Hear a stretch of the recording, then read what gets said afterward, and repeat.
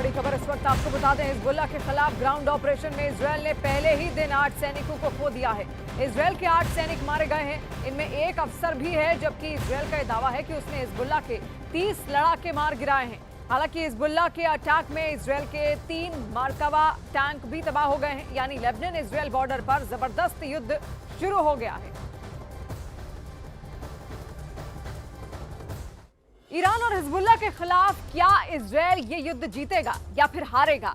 इन सवालों ने नेतन्याहू को तब परेशान कर दिया है और इस वक्त इजरायल के 1 लाख सैनिक लेबनान बॉर्डर पर खड़े हैं और पहले ही हमले में हिजबुल्लाह ने बड़ा झटका दे दिया है।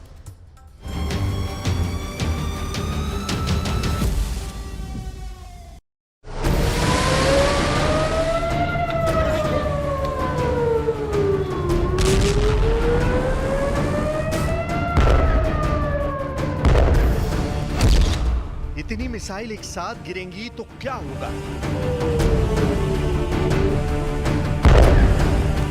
ईरान के एक हमले ने 1 अक्टूबर को पूरी दुनिया को बदल कर रख दिया है।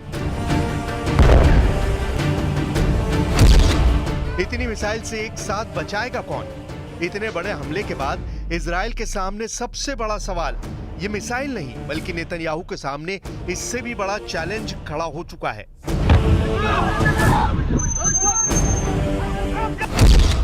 दक्षिण लेबनान में शुरू हुआ इजरायल का ग्राउंड ऑपरेशन शुरू होने के साथ ही फंस चुका है। हिजबुल्लाह ने बॉर्डर पार करने वाली इजरायल की कमांडो यूनिट पर बड़ा हमला किया और उसको खदेड़ दिया। मीडिया में ऐसा दावा किया जा रहा है कि इजरायल का ग्राउंड ऑपरेशन पहले दिन फेल हो गया है।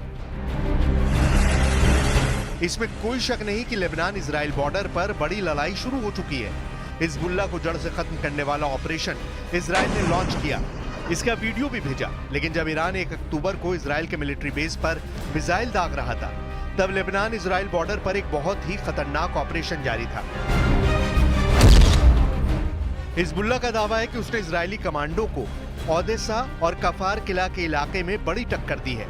उसके कई कमांडो मारे गए हैं, कई घायल हुए हैं। पॉइंट ब्लैंक रेंज से भी हमले का दावा किया गया है। एक तरफ नेतन्याहू का लेबनान के खिलाफ ग्राउंड ऑपरेशन है, तो दूसरी तरफ ईरान की तरफ से इजरायल पर मिसाइल अटैक। इजरायल इस वक्त बहुत ज्यादा प्रेशर में है। इजरायल को तेहरान को भी जवाब देना है और लेबनान में भी ऑपरेशन करना है।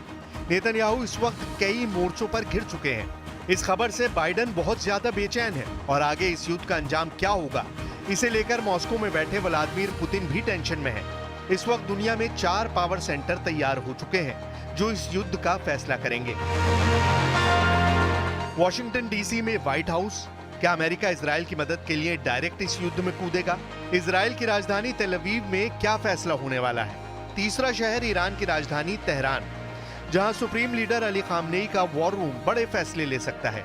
और चौथा शहर है रूस की कैपिटल मॉस्को, जहां से अब सिर्फ यूक्रेन नहीं बल्कि ईरान इजरायल के मोर्चे को भी मैसेज पहुंचाया जा सकता है। इस वक्त पूरा पश्चिम एशिया महायुद्ध के जलते हुए तवे पर बैठा हुआ है।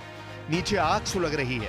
बम, मिसाइलों और ड्रोन के हमलों से इस बार ऐसी तबाही की गारंटी दी जा रही है कि तेल अवीव से लेकर तेहरान तक दहशत फैली हुई है। ईरान के हमले के बाद अब गेंद इजरायल के पाले में है और नेतन्याहू लगातार मीटिंग करके पूछ रहे हैं कि ईरान को कैसे जवाब दिया जाए, हिजबुल्लाह को कैसे खत्म किया जाए।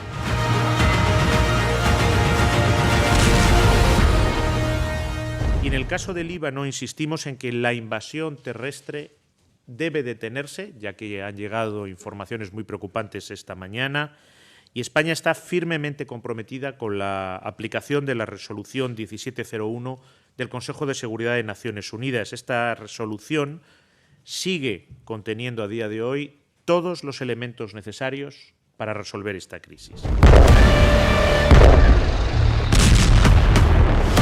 2024 में सितंबर का महीना पश्चिम एशिया में नई आग लेकर आया, जब बेरूत में हिजबुल्लाह चीफ हसन नसरल्लाह को इजरायल ने एयर स्ट्राइक में खत्म कर दिया।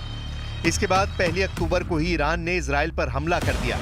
सवाल है कि क्या इसी महीने अमेरिका और रूस भी इस युद्ध में कूदेंगे और महायुद्ध शुरू हो जाएगा? इस वक्त ईरान और इजरायल 2 कैंपों में बटे हुए हैं। इसे महाशक्तियों की टक्कर कहा जा सकता है। एक तरफ अमेरिका है तो दूसरी तरफ रूस है, और यही दुनिया का सबसे बड़ा खौफ भी है, क्योंकि अमेरिका इजरायल के साथ है और रूस ईरान के साथ। ये चारों ताकत ऐसी हैं कि इनकी टक्कर वर्ल्ड वॉर की वजह बन सकती है। अमेरिका ने इजराइल को गोले बारूद की सप्लाई पिछले कुछ महीनों में तेज की है। बंकर बस्टर से लेकर हर तरह का बम इजराइल को सप्लाई किया गया है। लेकिन 1 अक्टूबर की रात को ईरान के मिसाइल अटैक ने साबित कर दिया कि इजराइल चाहे जिसकी मदद ले, जिससे हथियार ले, कोई भी उसकी ढाल बने, ईरान नसरल्ला से लेकर हानिया सबका बदला अकेले अपने दम पर ले सकता है। अब सब कुछ नेतन्याहू के वॉर रूम पर निर्भर करता है। वो क्या फैसले लेंगे? क्या इजराइल कुछ बड़ा करने की सोच रहा है? क्योंकि इजराइल के सामने चुनौती सिर्फ ईरान नहीं बल्कि 4 मैदान है जहां युद्ध एक्टिव मोड में चल रहा है। पहला फ्रंट गजा है जहां इजराइल हमास से लड़ रहा है। दूसरा फ्रंट लेबनान है जहां इजराइल हिजबुल्लाह से लड़ रहा है। तीसरा फ्रंट यमन है जहां इजराइल हूती के अड्डों पर बमबारी कर चुका है। अब चौथा फ्रंट इराक बन सकता है क्योंकि इराक में ईरान के समर्थन वाला मिलिशिया गुट हशद अल शाबी भी एक्टिव हो गया है। जब ईरान की मिसाइल इजराइल पर गिर रही थी तभी यमन में भी हूती अपनी कुद्स 5 मिसाइल इजराइल पर फायर कर रहे थे। إن القوات المسلحة اليمنية تبارك عملية الوعد الصادق الإيرانية الثانية ضد العدو الإسرائيلي وتؤكد استعدادها للمشاركة في أي عمليات عسكرية مشتركة ضد العدو الإسرائيلي انتصارا للشعبين الفلسطيني واللبناني وردا على أي عدوان إسرائيلي يطال جبهات الإسناد। मोर्चे बढ़ने से इजराइल के ग्राउंड ऑपरेशन की कामयाबी पर सवाल उठने लगे हैं। 1 अक्टूबर की रात ईरान के मिसाइल अटैक ने इजराइल के ग्राउंड ऑपरेशन को मुश्किल में डाल दिया है। अमेरिका को भी खतरा है कि इजराइल का हाल फिर वर्ष 2000 और 2006 जैसा ना हो। अमेरिका पहले भी कह चुका है कि वो नहीं चाहता कि गाजा के अलावा इजराइल किसी दूसरे फ्रंट पर लड़ने के लिए मजबूर हो जाए।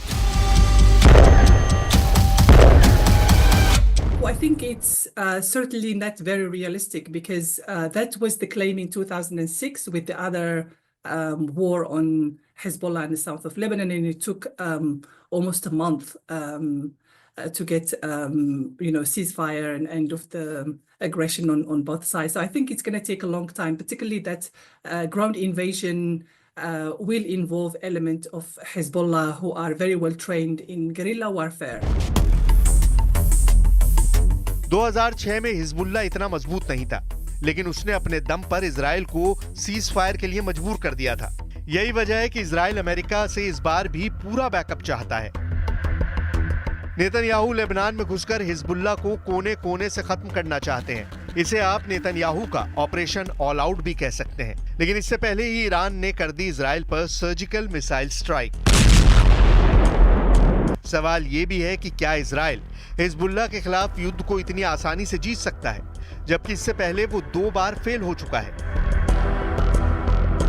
Israel is triumphant with the success of its assassination of Nasrallah and the entirety of the senior leadership of Hezbollah. So I think that has given it impetus to carry on with what it thinks could be the elimination of Hezbollah, which is almost impossible. Iran के missile attack के बाद अब Israel की मदद के लिए America काफी दबाव में है। वो इजराइल के आसपास अड्डों पर फौज और फाइटर जेट की तैनाती बढ़ा रहा है। इस वक्त पूरे पश्चिम एशिया में अमेरिका के 40,000 सैनिक पहले से ही तैनात हैं। इराक से लेकर सऊदी अरब और कतर से लेकर कुवैत तक अमेरिका के कई सैन्य अड्डे हैं, जहां पर उसके सैकड़ों फाइटर जेट भी तैनात हैं। लेकिन हिजबुल्लाह और इजराइल की लड़ाई बॉर्डर पर हो रही है और वहां इजराइल को कामयाबी के लिए कुछ नया सोचना होगा, क्योंकि अब हमला चारों तरफ से हो रहा है और इजराइल के पास अमेरिका की गारंटी ही सबसे बड़ी ताकत बची है।